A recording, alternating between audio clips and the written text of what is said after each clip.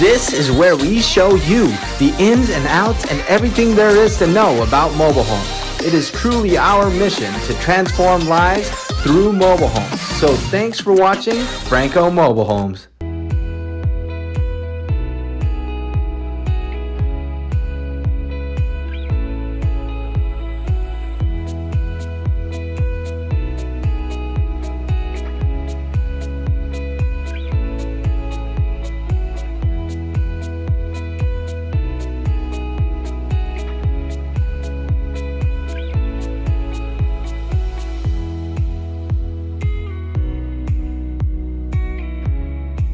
What's up, guys? Franco Mobile Homes here today, and right now we're here with Joseph, the owner of JJC Painting, and he's going to help us out and kind of talk about the importance of doing the differences in doing paint with mobile homes versus like real estate stuff.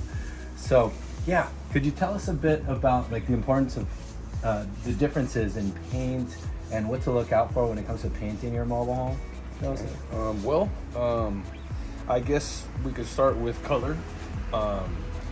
I would recommend any type of an earthy color because that seems to be what's moving a lot nowadays.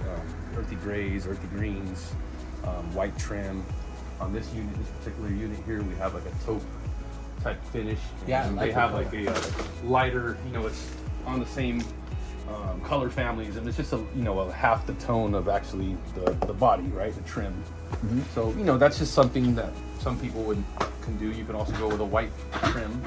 Yeah. The deck, red is like an old school type deal. So I think if it was mine, or if I was gonna recommend anything, I would go with something a little bit darker, like a chocolate type stain or something like that. It stands out a little bit better. It's a good point. So and now all of those things are appealing colors. It's all about curb appeal. So, Yeah. Just real quick, while we're on the outside of the home, I noticed they're painting this home here. There's different types of siding, right? So there's metal, there's vinyl. What is this one here? Wood? Yeah, this is I believe it's like a hardy plank. It looks like it's a hardy plank. I'm not sure if it's hardy plank or if it's just like a fiberboard or something like this. And then of course they got like paneling. They have like T11 paneling with trim, to cover the joints and stuff like this. Is there any difference as far as paint goes when it comes to metal versus wood or hardy? Yes, there is. So metal, of course, if you have brand new metal, you would like to actually use a specialty primer for the metal, so that way it adheres properly. When you get onto fiberboard or any type of hardy plank, you can go with the general exterior finish, like flat, low sheen. We try to stay away from the high glosses because it looks a little tacky. Okay. So want to keep them kind of like toned down, the sheens and stuff. Nice. But yes, there is a difference in paint from one surface to the next, right? Really cool. So what do we have going on here? Maybe let's go over here. So here, of course, we got, this is, we just match the color.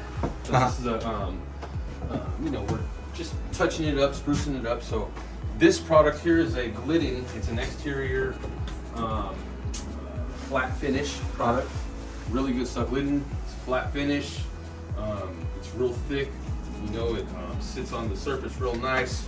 Gotcha. It lays off nice. It's touch-up capabilities are all there. When you guys start, do you guys do a pressure wash first, or how's that procedure go? Yes, we'll come in, we'll pressure wash and get all any grime off the surface. Try to knock down any spider webs, and just remove any debris from the surface. So that way we make sure that the paint's going to adhere properly and stuff like that. And I noticed you guys are taping and boarding this because that's very important. Sometimes we'll have painters and then they'll get it all over the deck.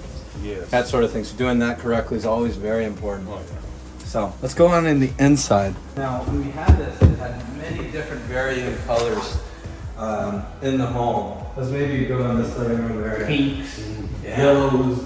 So what do you always recommend as far as like mobile home wise?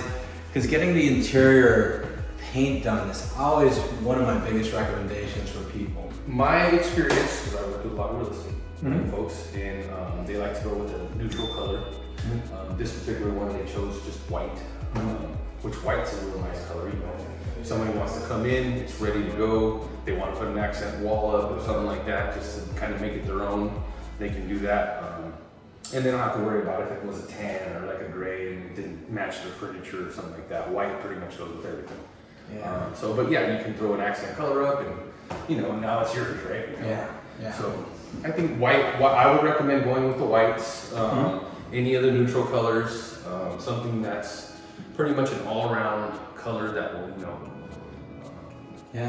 take your, give you a nice finish. It looks great. Yeah. The main thing, I guess, too, is that what do you have to say about like settling cracks and that sort of thing?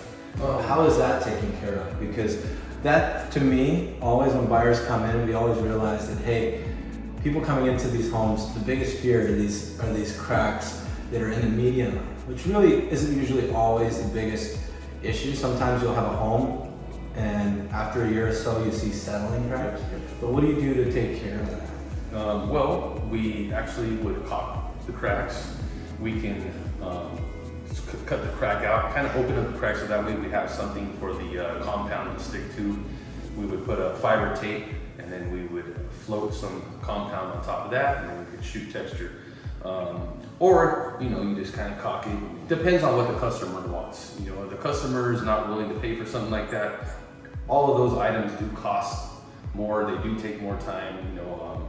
There's some craftsmanship involved and, some know-how and not everybody knows how to do stuff like that. So, yeah.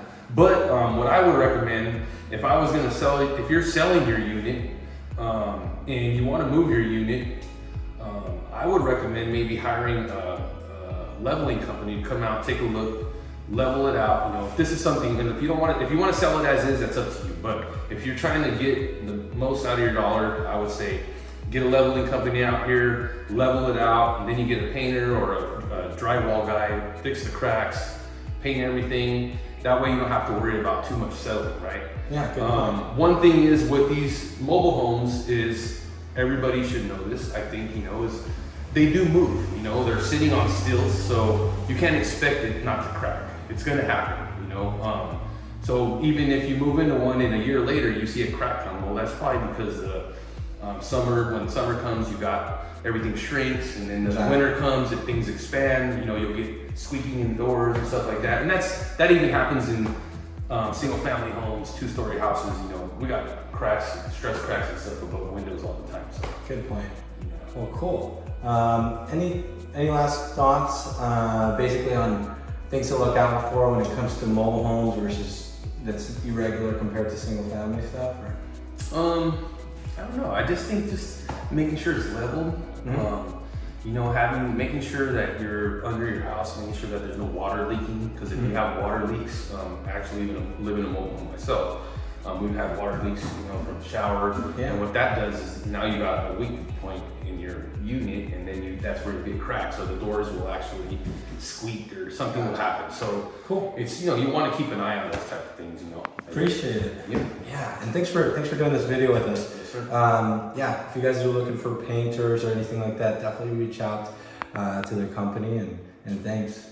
Awesome, man. Sounds good. Thank you, guys.